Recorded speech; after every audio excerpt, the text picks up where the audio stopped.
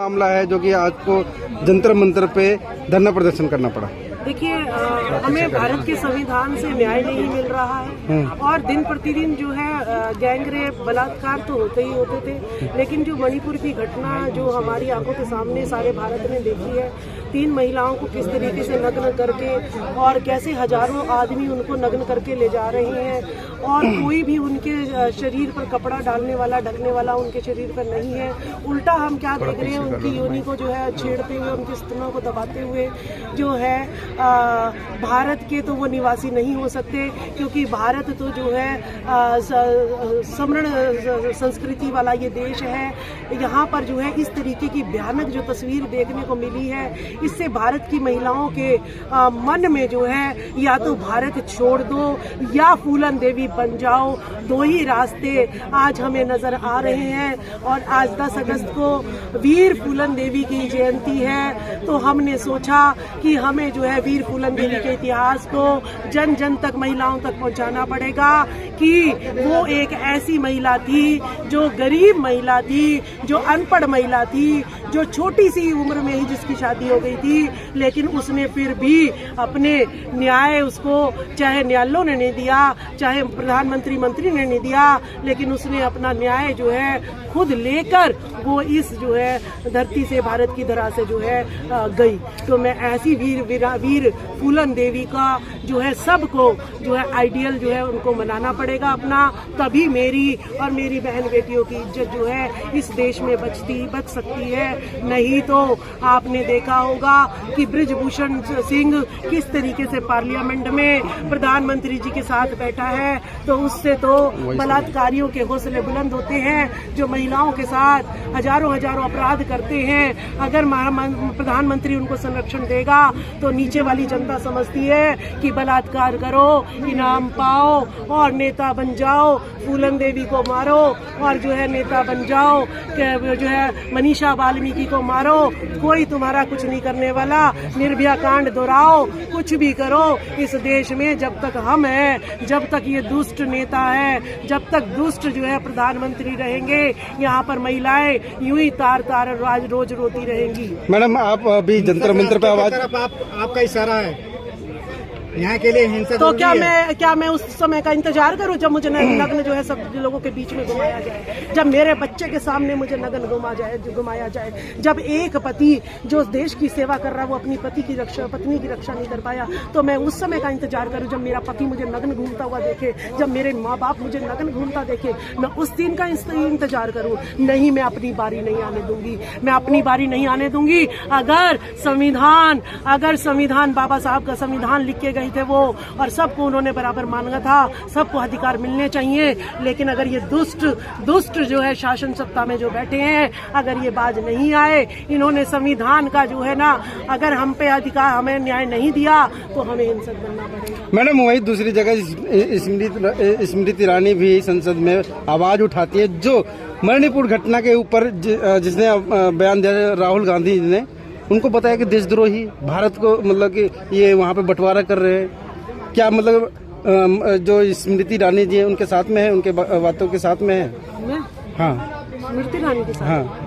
मैं ना कभी स्मृति ईरानी के साथ हूँ ना रहूंगी, क्योंकि एक ऐसी महिला जो अपनी सहेली का ही घर बर्बाद कर दे, जो अपने सहेली के ही पति को लेकर उड़ जाए, मैं ऐसी महिलाओं से बहुत दूर रहती हूँ। और आपने देखा होगा कल यहाँ पर जय श्री राम के नारे लगाने के लिए जहांगीरपुरी में जो हिंदू मुसलमान के दंगे हुए थे, वहाँ से महिलाएं जो है, गरीब महिलाएं, उनको 100 रुपए की दिहाड़ी दे दी होगी, उनसे जय श्री राम के नारे लगवा रहे हैं। लेकिन अगर मुझे अच्छा लगता जब बजरंग दल वाले, श्री राम वाले, आरएसएस वाले मणिपुर की घटनाओं पर औरतों को लेकर आते और उन्हें बताते कि देखिए मणिपुर में किस तरीके से आप लोगों को नग्न घुमाया गया, किस तरीके की जो है आपके स्तनों को जो है दबोचा गया, आपकी योनि पे हाथ लगाया गया, फिर गैंगरेप किया गया। अगर ये बात उन्हें समझाते और फिर ये कहते कि भारत के संविधान ने फूलन देवी के साथ भी ऐसा ही हुआ था, फूलन देवी को न्याय नहीं मिला था,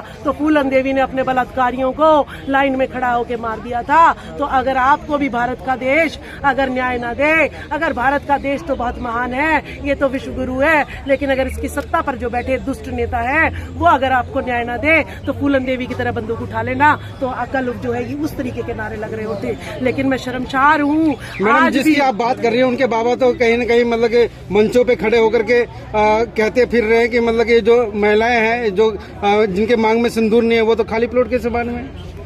ऐसे ऐसे ही बाबा और ऐसे ऐसे ही पुजारी जो माताओं के मंदिर में माताओं के कपड़े बदलते हैं, इससे एक मैसेज जाता है कि आदमी जब माता का जो भगवान है उसके कपड़े निकाल सकता है, निवस्त्र कर सकता है, तो आम जनता भी औरतों को निवस्त्र कर सकती है। मुझे लगता है यही सीख नीचे तक जा रही है, जिस वजह से वो जो है हजारों लोगों में जो है वो 3 औरतों को निवस्त्र कर देते हैं। इसी तरीके से धीरेन्द्र शास्त्री ये कहता है कि जिसके सिंदूर नहीं है, जिसके मंगलसूत्र नहीं है, वो खाली प्लॉट है। और क्या खाली प्लॉट है तो क्या मतलब है? हमारा रेप कर लो, हमसे शादी ब्याह लेकर भगा ले जाओगे हमें? तो ये कैसे कैसे विचार जो है जनता के बीच में फैला रहे हैं ये लोग, जिससे इनके हौसले बुलंद होते हैं और ये बलात्कार करते हैं, ये वेश्यालय खुलाते हैं, ये कोठे खुलवाते हैं, ये देह व्यापार करवाते हैं, ये किडनैपिंग कराते हैं, ये रेप कराते हैं, ये नंगा घुमवाते हैं, ये अश्लील पिक्चरें बनवाते हैं, ये जो है पॉर्न स्टार बनवाते हैं। तो इसीलिए ये देश में ये सब काम हो रहा है। आगे सनातन धर्म को मजबूत कर रहे हैं वो तो बाबा। नंगा घुमा के औरतों को सनातन धर्म को मजबूत होते हैं। खाली प्लॉट महिलाओं को बता के क्या आप कौन सा सनातन बचा रहे हैं? कौन से सनातन को रुसवा कर रहे हैं कि बचा रहे हैं? गौतम बुद्ध ने तो कहा था कि महिलाओं और पुरुष का जो है समान अधिकार है इस देश में, और जो व्यभिचार करेगा, पराई स्त्रियों की तरफ देखेगा, वो सबसे बड़ा पापी है। तो जो दूसरे की स्त्री को, सिपाही की स्त्री को जो देश बचा रहा है, उस सिपाही की स्त्री को जो निवस्त्र कर रहा है, तो वो तो बहुत जो सनातन को रुसवा कर रहा है या सनातन का मान बढ़ा रहा है। कैसा सनातन चाहते हो? महिलाओं को नंगा करके, महिलाओं को पीट के सनातन लाना चाहते हैं? लेकिन मैम, जिस देश में तो पहले भी चीरहरण हुआ है महाभारत में। नहीं, कौन से महाभारत की आप बात कर रहे हैं? ठीक है, वो 5 पति के द्रौपदी जो है, आज आपने देखा कि वहाँ तो 5 पति बैठे थे, वहाँ हजारों लोग मणिपुर में थे। द्रौपदी को बचाने के लिए तो कोई आ गया था, लेकिन क्या 3 महिलाओं को बचाने के लिए कोई आपने देखा अवतार आता हुआ? कोई अवतार देखा? जब नहीं देखा तो कौन सा महाभारत, कौन सा रामायण, जिस रामायण में लिखा है ढोल गवार शूद्र पशु नारी ये सब ताड़न के अधिकारी, कौन सा रामायण, कौन सी महाभारत? मणिपुर में बचाने आया कोई? साड़ी लंबी हुई जा रही है और उनका तन जो है ढका जा रहा है, कोई आया ऐसा दृश्य देखा? कौन सा महाभारत दिखा रहे? कौन सी काल्पनिक जीवन?